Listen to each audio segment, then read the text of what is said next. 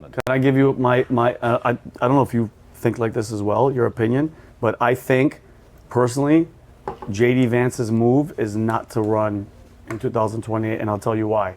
Because I personally don't think that this thing is going to stop. That's my opinion. Like you said, I'm not in those rooms, but if it's for the uprising and regime change, Tristan, that's not a freaking overnight, hey, you guys were listening to these guys, you guys are out. Yeah. Our guys come in, everybody, because think about it, the military's going to have to fall in line. The IRGC, you got to kill all of those guys. Those guys are not going to be like, okay, well, Trump and Israel put this guy in, we're going to follow him. The regime change is a whole different ball of wax, but I think a good move, if I was JD, I would just sit this one out, because now they're trying to get JD involved. You notice that, right, Tristan? He's going to make, he's there, he's getting his hands dirty, because he's a non-interventionalist. He's the one that said, well, Trump said that when they're in the rooms about the Iran war, he's less enthusiastic, meaning JD is, like you said, JD's like, yo, we don't even need to do this. Charlie Kirk, God rest his soul, he was one of the biggest voices saying, no, do not get into this quagmire. Don't do it. Like, I'm talking about, bro, I just last night, you want another coffee? No, I'm good. Continue. I saw Tristan last night just on my feed, because you know, once in a while you watch one video and you open it, boom, boom, boom, boom, boom. It was podcast after podcast of Charlie in front of audiences going, this is the worst thing that we could do. Do not do it. Do not. No war with Iran. No war with Iran. Go I just want to ask you, look, so nobody likes war, but let's say in the end of the day, Iran will, and we know they developed intermediate range ballistic missiles. Let's say and from intermediate range ballistic missiles to long range ballistic missiles, intercontinental is not a big jump. Yeah. Now forget the nuclear weapons. Just Iran with a load of intercontinental ballistic missiles becomes a major threat to the United States. We have no national missile defense system. Do you not?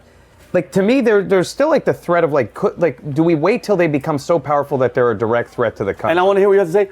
When somebody tells us that we have that intelligence that happened, do you really trust, ready for this, when people want war and they tell you, hey, these guys over here can reach us. Heard it before. No, but they fired the intermediate but ballistic. they did this time because they hit Diego Garcia, and it was double the distance of what Iran said that they could reach. So it's not America yet, but I get your That's point. my concern. My concern isn't the nukes. It's even just uranium. And then their reaction to this was the worst possible reaction, because they're like, well, we'll strike Qatar, and we'll strike Dubai, and we'll strike everyone in the Middle East. And I just everybody think goes, there's no that's good what we said solution. you were going to do. The question, go ahead, sorry. No, please go. That's the only reason why, as a guy who has never been for war, nobody is, so it's easy to say that. But even this one, I'm with you. I was like, I have my reservations. And then I saw the way Iran responded, and I went, okay, so they lied about the range that they already had.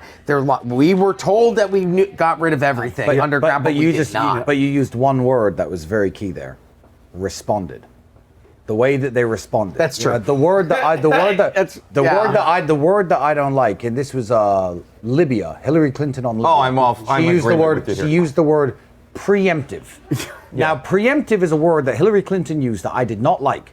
She goes, yeah, no, these preemptive strikes on Libya because Gaddafi was just about to do this. Yeah. If I preemptively walk up to you and punch you in the face, and then I tell you to, well, he was going to punch me, trust me. My intelligence said preemptive is just violent assault out of nowhere. That's the way I see it. So words like respond, words like preemptive, you have to be very careful about digesting these things on the news, thinking, okay, we preemptively got Libya. Preemptively. Libya was never, ever, ever, in my opinion, ever going to attack the United States in a million years. Guy just wanted to make his own currency. Yeah, Gaddafi was trying to unite the Afrikaner so I'm to like, make it strong. preemptive? What was he about to do? He wasn't even like chanting death to America. He was just some guy. Yeah. So you have to be very careful about the language used here, you know? Yep. I looked at how they responded. It's like me saying, he's him saying, I'm not a violent guy. He's definitely not a violent guy, right? And then I attack him and he pulls out a gun and shoots me. You're like, oh, the way he responded shows he's a violent guy. Well, not really. It shows that, he was defending himself when I came to punch him. Yeah. So,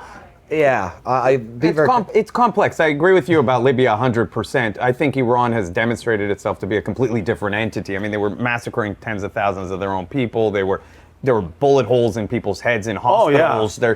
They've demonstrated that they're a little bit. But either way, I understand both sides of this argument, and I think that it's just like it's an impossible situation, and we don't know what Trump knows in the end of the day. To the length, I agree with his point. I don't think it's going to last long because this isn't Iraq.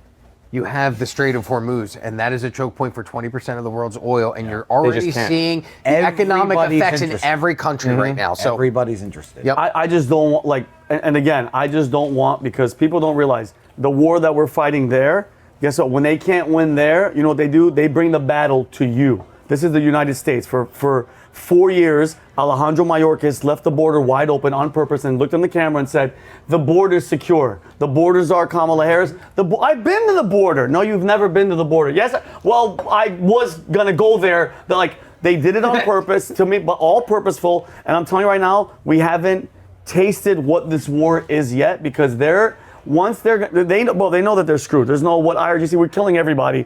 It's going to come here. And that's going to be a huge shift because then once something happens here, Tris, then they're going to be like, oh, we told you guys. And then they're going to start bombing places. Bro, we're that close to just wiping them out completely. The president, I know it's veiled threats and he's trying to scare the hell out of them and all that stuff. But bro, one thing bad happens, one base gets bombed over there or something here, something major, then they're just going to get the public opinion, just like with 9/11, they made everybody go, oh, yep, it's terrorists. And we went to a place that didn't have anything to even do with it. Let me say my piece on this before we end. Because when this first started, I said, look, I'm praying for everyone innocent. I'm praying for everyone innocent. I don't care if you're in Dubai, Iran, Israel, United States. I said that. And I got flack from all the different teams who hate all the various different teams. I said, that's all I can do. But I will say, the days when they could convince us that everybody in a country is our enemy, I think are over. I think globalization, I think the internet can show us that is not true. I think in the 1970s and 80s and 90s, they convinced Americans that all Russians were our enemy.